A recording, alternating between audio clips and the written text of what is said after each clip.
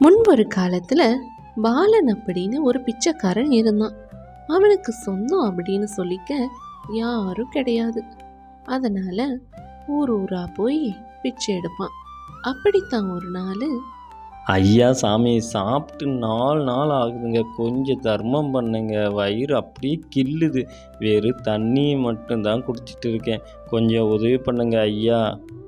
தம்பி, நான் உனக்கு சாப்பாடு ஏதாவது வாங்கி தரேன், நீ ஒன்றும் கவலைப்படாத. ஆனால் எனக்கு ஒரு பழக்கம் இருக்குது, நான் ஏதாவது செலவு பண்ணணுன்னா அது எதுக்குன்னு எழுதி வைப்பேன், அதுக்கு ஒரு நாட்குறிப்பே வச்சுருக்கேன் தம்பி. ஓ அப்படிங்களா ஐயா, ரொம்ப நல்ல விஷயந்தான் நீங்கள் சொல்கிறது, நல்லா இருப்பீங்க, சீக்கிரம் ஏதாவது வாங்கித்தாங்களே, புண்ணியமாக போகும். பொறுப்பா, நான் ஏதாவது நல்லது செய்யணும்னா தகுந்த காரணம் இருந்தால் மட்டும்தான் செய்வேன், தகுந்த காரணம் இல்லைன்னா செய்யவே மாட்டேன். அதனால் நீ எதுக்கு பிச்சை எடுக்கிறீன்னு காரணத்தை என்கிட்ட சொல்லு, நான் உனக்கு ஒருவேளை சாப்பாடு வாங்கி தரேன். ஏன் காரணம் பிடிச்சிருந்தா 4 நாளைக்கு நானே சாப்பாடு போடுறேன். பிச்சைக்காரனும் மனசுக்குள்ள, ஒருவேளை சோறு போட என்னென்ன கேட்குறான் பாரு, நானே சோம்பேறித்தனத்தினால தான் எல்லாத்தையும் இழந்து பிச்சைக்காரனாக மாறினேன், என்கிட்டயே கதை கேட்குறானே, ஒருவேளை சாப்பாட்டுக்கு வாழ்க்கையை தோண்டி எடுப்பான் போல, சரி வேறு வழியே இல்லை, சொல்லி தொலைவோம். ஐயா, நானும் ஒரு செல்வந்தராகத்தான் இருந்தேன். ஆமாம், உழைக்க தெரியாத செல்வந்தர்னா, மிதமிஞ்சிய பணம் இருந்ததுனால உழைப்புனா என்னன்னு தெரியாமல் மதுக்கும் மாதுக்கும் அடிமையாகி எல்லாத்தையும் இழந்து, மனைவியும் பிள்ளைகளையும் இழந்து, சொந்த ஊரில் வாழ தகுதி இல்லாமல் நாடோடியாக வாழ்ந்துக்கிட்டு இருக்கேன். இதுதான் என்னோட வாழ்க்கை. எப்பா சாமி, பிடிச்சிருந்தா சோறு வாங்கித்தா, இல்லைன்னா ஆளை விடு, நான் வேற யாரையாவது பார்ப்பேன். என்ன, என்னோட கதை பிடிச்சிருக்கா?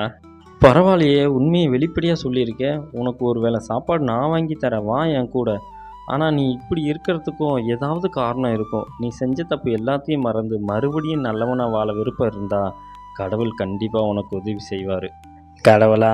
சரி சரி, செய்யட்டும். முதல்ல சோறு வாங்கி கொடுப்பா. எப்பா பேசிக்கிட்டே இருக்கிறியே. எப்படியோ ஒரு வழியா சாப்பாடு வாங்க 2 பேரும் கடைக்கு போனாங்க. அப்பாடா, எப்படியோ ஒரு வேளை சாப்பாடு கிடச்சிருச்சு, இனிமே எப்படியோ 4 நாளைக்கு உடம்பு தாங்கும். 4 நாளைக்கு சோறு வாங்கி தரேன்னு சொன்னார், இப்போ ஒரு வேளை தான் வாங்கி கொடுத்துருக்கான். சரி, நம்ம கதை அவருக்கு பிடிக்கல போல், பிச்சைக்காரனாக இருக்கிறது நல்லது தானே சொல்லிட்டு போகிறாரு, பிச்சை எடுக்கிறதுல என்ன நல்லது இருக்குது? இப்படி பேசிட்டு ஒரு மரத்தடியில படுத்து தூங்க ஆரம்பிச்சான். இதெல்லாம் ஒரு புறம் இருக்க, ஊருக்குள்ள அந்த பக்கம், ஏங்க எங்கெங்க போனீங்க, ஊருக்குள்ள ஒரே பதட்டமா இருக்கு, எல்லாரும் சோகமா இருக்காங்க. என்ன மாதவி சொல்கிற, என்னாச்சு, என்ன பிரச்சனை, எனக்கு ஒன்றுமே தெரியாது.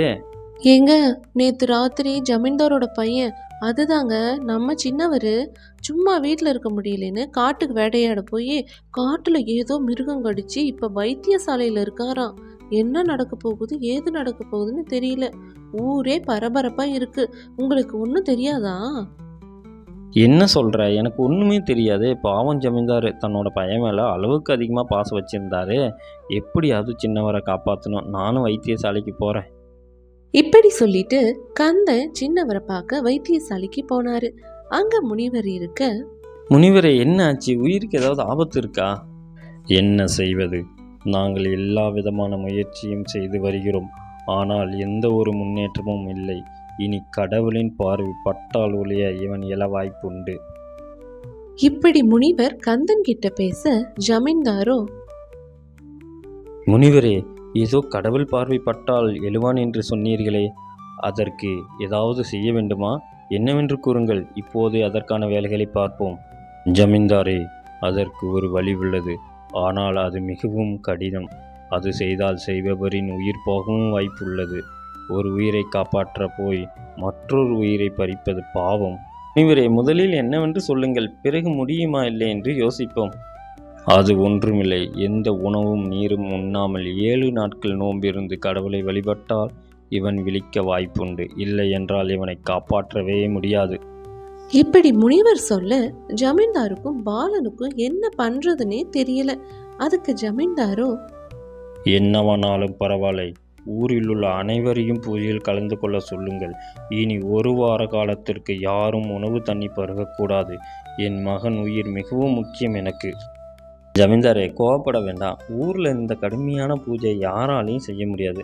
அப்படி கட்டாயப்படுத்தி இருந்தால் பல உயிர்கள் பசியால் இறந்து போகும் ஜமீன்தாரே. எனக்கு அதை பற்றி எல்லாம் கவலை இல்லை, எனக்கு எனது மகன் உயிர் முக்கியம்.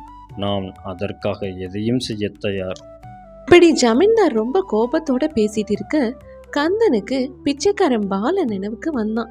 உடனே கந்தன், ஜமீன்தாரே, கவலை விடுங்கள், பூஜைக்கான ஆள் கிடைத்து விட்டான். பூஜைக்கான ஏற்பாடுகளை செய்யுங்கள், நான் நபரோடு வருகிறேன். இப்படி சொல்லிட்டு கந்தன் பிச்சைக்காரன் பாலனை பார்க்க வந்தான். பாலனும் மரத்தடியில நல்லா அசந்து தூங்கிட்டு இருந்தான். தம்பி, சீக்கிரம் எழு, நீ திருந்தி வாழ வாய்ப்பு வந்துவிட்டது. நீ இதை செய்தால் மட்டும் போதும். உன் பழைய வாழ்க்கையை நான் தருகிறேன். உன் மனைவி மக்களுடன் வாழ வழி செய்கிறேன். ஐயா சாமி, என்ன மறுபடியும் உங்ககிட்ட என் வாழ்க்கை கதையை சொல்லணுமா? என்ன ஏதாவது நாடக கொட்டாய் வச்சுருக்கீங்களா?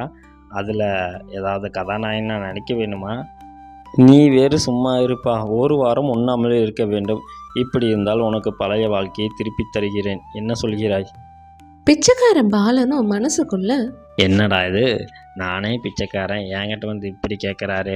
ஒரு வாரம் உணவு தண்ணி இல்லாமல் இருக்கிறது பெரிய வேலை இல்லை எனக்கு. இதை செய்ய ஊரில் யாரும் இல்லை போல. சரி, வர வாய்ப்பை எதுக்கு தவற விடணும்? இனினாவது மது இல்லாமல் பொண்டாட்டி புள்ள கூட நிம்மதியாக வாழணும். ஐயா, இங்கே பாருங்கள், ஒரு வாரம் என்ன 10 நாள் கூட உணவு தண்ணி இல்லாமல் இருக்கேன். ஆனால் என்னோடய பழைய வாழ்க்கையை திருப்பி தர நீங்கள் தான் உதவணும். தம்பி, நீ இதை மட்டும் செய்ய, ஜமீன்தார் உனக்கு என்ன வேணும்னாலும் தருவார். கவலை விடு, வா என் கூட. இப்படி 2 பேரும் பேசிட்டு வைத்தியசாலைக்கு நடந்து போனாங்க. அங்க, முனிவரே, பூஜைக்கான நபர் இவர்தான். இவரால் மட்டும்தான் இந்த பூஜையை முற்றிலும் முடிக்க முடியும். எப்படியோ பாலன் பூஜையை வெற்றிகரமா முடிச்சான். ஜமீன்தார் பையன் உயிர் பிழைச்சான். ஜமீன்தாரோ கேட்ட செல்வத்தை கொடுத்தாரு. பிச்சைக்கார பாலனும், ஐயா, நீங்கள் அன்று சொன்னது இன்றுதான் நினைவு வருகிறது. நீ பிச்சை எடுப்பதிலும் ஒரு நன்மை உண்டு என்று. அதன் பலனை நான் இப்போது அடைந்தேன். இனி என் வாழ்வை ஒழுக்கமான முறையில் மாது இன்றி மனைவி மக்கள் என வாழப்போகிறேன். நன்றி. ஃப்ரெண்ட்ஸ், நீங்க கமெண்ட் பண்ணுங்க, பாலா மனமாற்றம் அடைஞ்சது சரியா தப்பான்னு. கதை பிடிச்சிருந்தா மறக்காம லைக் அண்ட் ஷேர் பண்ணுங்க. மறக்காம சேனலை சப்ஸ்கிரைப் பண்ணுங்க. தேங்க்யூ.